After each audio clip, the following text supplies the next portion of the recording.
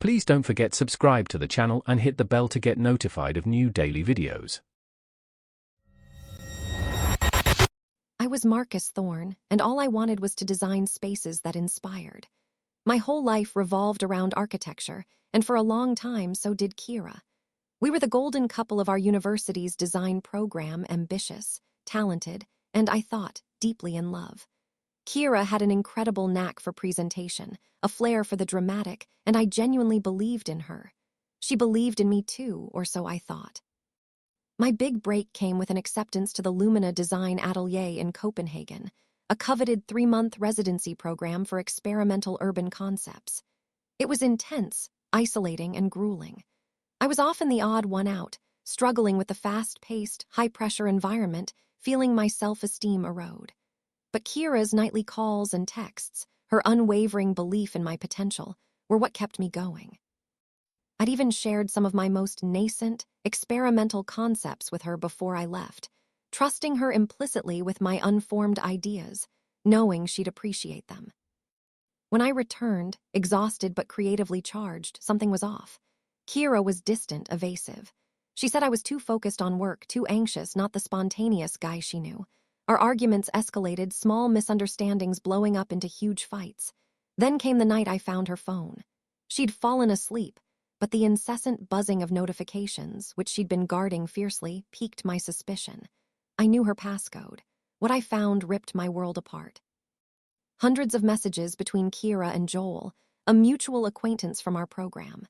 Not just flirtatious banter, but explicit confessions of their affair that had started weeks after I left for Copenhagen. Worse, they were openly mocking my boring design concepts, laughing at my perceived naivete, and celebrating how they could finally be public, now that she was free of my dead weight, my experimental ideas. Joel even joked about how easily Kira could repurpose them for her upcoming competition entries. I confronted her, heartbroken and furious. She didn't deny Joel, but then the real gut punch came. The next morning, before I even had time to process, I received an official email from the university's ethics committee, and then a call from my own mentor. Kira had preempted me. She had formally accused me of plagiarism, claiming I had stolen her ideas, and of aggressive harassment and stalking after she had tried to end things amicably. She positioned herself as a victim, worried about her safety and professional integrity. My promising career was suddenly on the brink, tainted by a lie. I was devastated, paralyzed by the sheer audacity of her betrayal. My name, my passion, my future, all were being systematically dismantled. But a cold, quiet rage began to simmer. Kira, ironically, became the architect of her own downfall. Over the next few months, she fell into a predictable cycle, almost like clockwork. First, she'd reach out, lamenting Joel's flaws, how he was supportive like I was, expressing regret for how things ended. Then, after Joel would inevitably make some grand gesture, she'd block me, only to immediately launch a smear campaign on social media, amplifying her false claims of plagiarism and harassment, baiting me to respond. Each time I kept my cool. Each time I documented everything. Every text, every email, every social media post. I even started discreetly recording relevant phone calls after consulting a lawyer about my rights, ensuring I had undeniable proof of her admissions.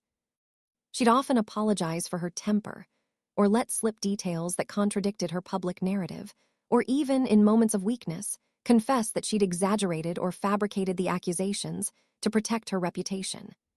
It was like watching a slow-motion car crash, except she was the one behind the wheel, oblivious to the cliff ahead.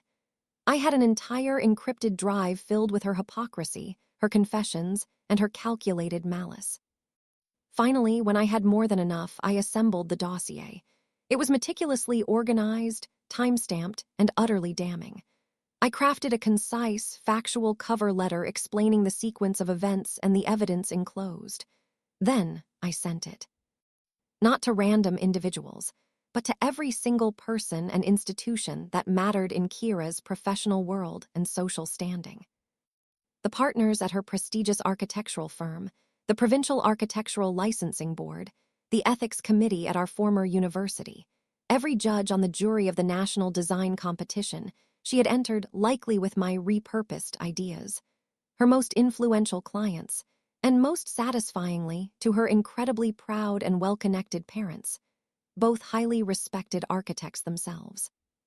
The fallout was swift and brutal. Within weeks, the apologies started pouring in from those who had initially believed Kira's narrative. Then came the panicked, furious messages from Kira herself. "How could you do this? You just ruined my life. I can't believe you would betray my trust like that." I read every single one with a profound sense of satisfaction, then blocked her when they finally stopped. I later heard through the grapevine that the licensing board launched a full investigation.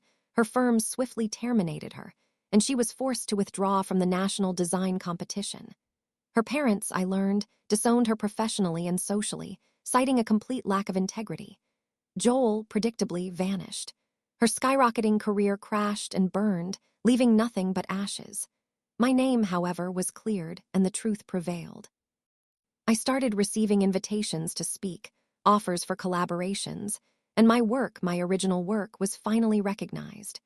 It was a long, painful journey, but watching her carefully constructed world collapse around her, knowing I was the one who pulled the strings of justice, was the most satisfying moment of my life. She wanted to erase my future. Instead, I ensured she had none.